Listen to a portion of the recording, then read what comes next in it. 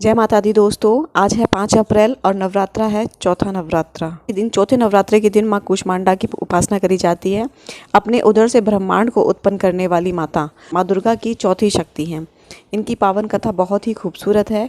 ये अपनी मंद हल्की हंसी के द्वारा अंड यानी ब्रह्मांड को उत्पन्न करती हैं। इसी के कारण इन्हें कूष्मांडा के नाम से जाना जाता है। इन देवी के 8 भुजाएं हैं। इन भुजाओं में अलग अलग तरीके के अस्त्र शस्त्र हैं। अष्टभुजा कहलाई।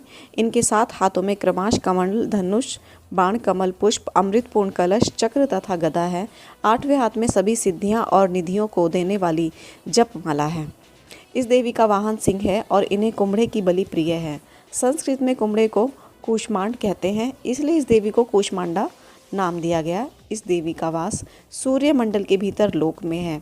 सूर्य लोक में रहने की शक्ति क्षमता केवल इन्हीं में है, इसलिए इनके शरीर की कांति और प्रभा सूर्य की भांति दीप्यमान है।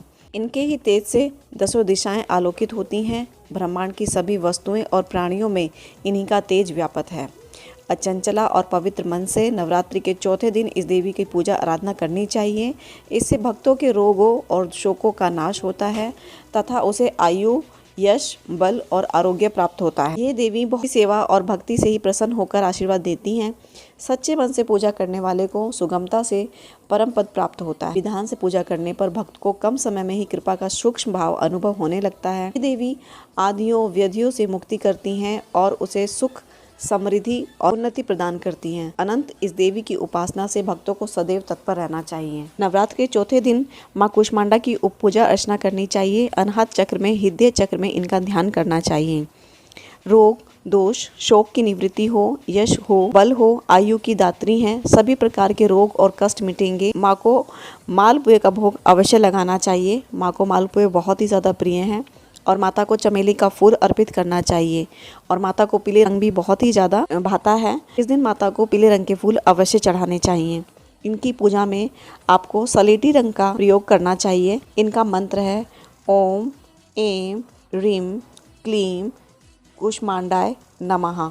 इस मंत्र का जाप करने से आपकी कोई भी अगर इच्छा है तो वो पूरी होती है। अगर आप सरकारी नौकरी में जाना चाहते हैं या आपके मान सम्मान को बढ़ाना चाहते हैं या कमी आ गई है या सूर्य से संबंधित कोई भी दोष या रोग कुंडली में उत्पन्न हो गया है तो उसको भी इन माता की उपासना से दूर किया जा सकता है। पश्चिम दिशा में इनकी आराधना की जाती है। कल्प साधना का मंत्र है ओम ह्रीं दुम प्राण स्वरूपिणी 10 भुजी दुर्गाय नमः। जाप कर सकते हैं। इस प्रकार से माता कूष्मांडा को आप प्रसन्न कर सकते हैं। अब बात करते हैं नवरात्र के चौथे दिन के महा उपाय के बारे में। पहले फ्रेंड्स मैं यहाँ बात करती हूँ एक मंत्र के बारे में। वो मंत्र अगर आप करते हैं और उसके साथ में बताए गए उपाय को अगर आप करते हैं तो निश्चित तौर पर आपकी लक्ष्मी से संबंधित जो भी समस्याएं वो दूर हो जाएंगी। लक्ष्मी संबंधित समस्याएं का मतलब है रुपए, पैसे, सुख, समृद्धि से। मंत्र इस प्रकार है ओम श्रीं ह्रीं श्रीं कमले कमलालाय प्रसीद प्रसीद श्रीं ह्रीं श्रीं महालक्ष्मी नमः। ये मंत्र है। इस मंत्र का आपको 11 बार जाप करना है। चौथे नवरात्र के दिन इमली के पेड़ की डाल काटकर घर में ले आएं।